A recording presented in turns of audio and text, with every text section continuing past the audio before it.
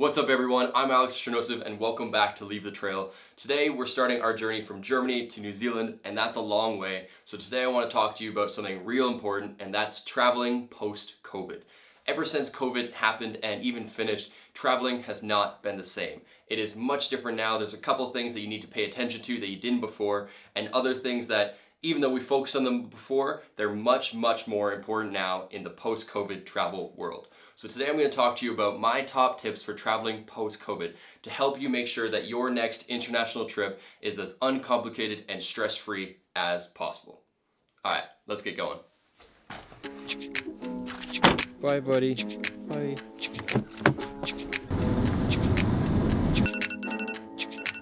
Okay, number one, and it's an important one. Do you remember that old rule where they said get to the airport 3 hours early, and a lot of you took it as like, a suggestion?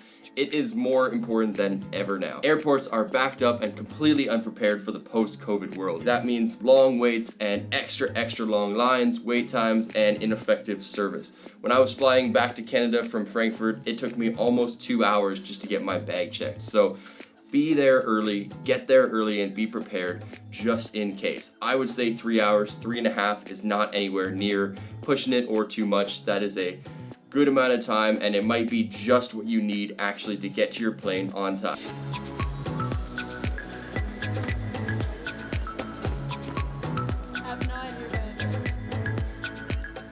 Okay, tip number 2 is to consider travel insurance and then consider it again. The amount of overbookings, cancellations, and lost baggage right now is absolutely insane. People are losing baggage left and right, and airlines are overbooking like nuts. Again, they are not prepared for this post-COVID world where everyone wants to get out and traveling again, and it resumes to the normal system. So a lot of things are failing and not working properly. So if you get travel insurance and your bag is lost, at least you have that safety net. If your flight is canceled or you're overbooked, at least you have that safety net. It's something really important, and it's something I don't travel without. Luckily that I have a credit card, so if you have a credit card that's a reward card or a travel related credit card, you're probably good. You probably have basic baggage insurance and cancellation insurance with that, but it's worth looking into. Contact your bank, contact your credit card, and if you aren't booking with something like that, then I really recommend getting at least a basic travel insurance to cover yourself, especially in these times, because you know what?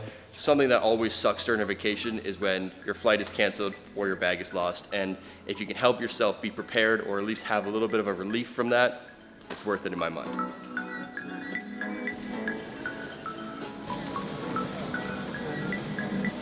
Thank you.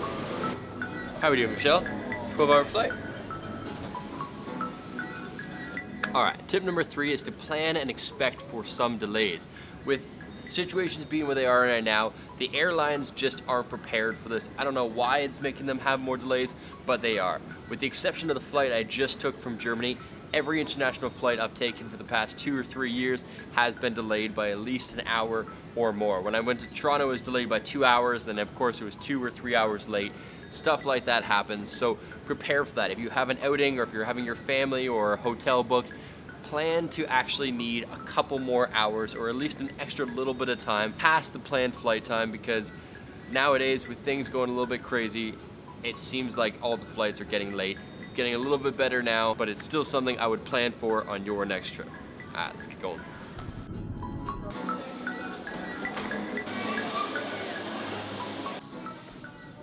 All right, flight 3 of 4, and I'm exhausted, but tip number 4 is probably one of the most important, and it's regarding COVID restrictions.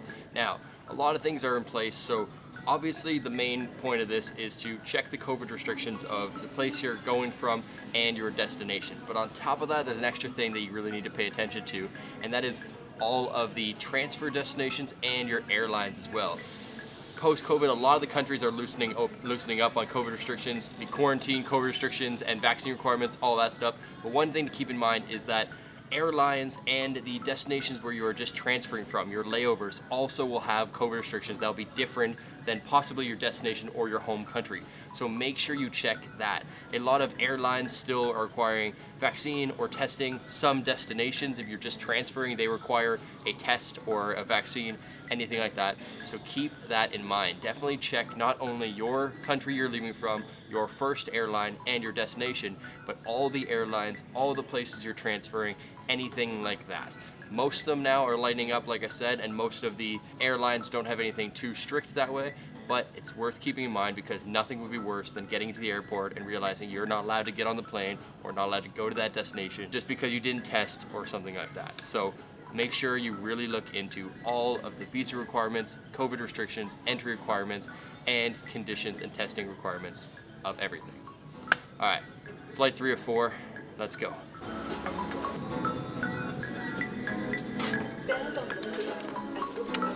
Finally, after 2 long days of travel, we are here in beautiful Queenstown. All right, last one, tip number 5 is if the restrictions, requirements, testing requirements are required, so if you do need to get tested, PCR or rapid, make sure you plan your window accordingly. The rapid test and the PCR usually have a 24, 48, or 72 hour window where you're good and qualified for your testing for that country. So make sure that you get that. Usually it takes about 24 hours for a PCR test to come back. So make sure that if you're traveling, it's under 48 hours and you're gonna get to your destination country within your time window. When we came back from Australia, when we flew from Australia to Germany, we got really close that we landed with a couple hours left in our window because we had a delay, because we had a cancellation.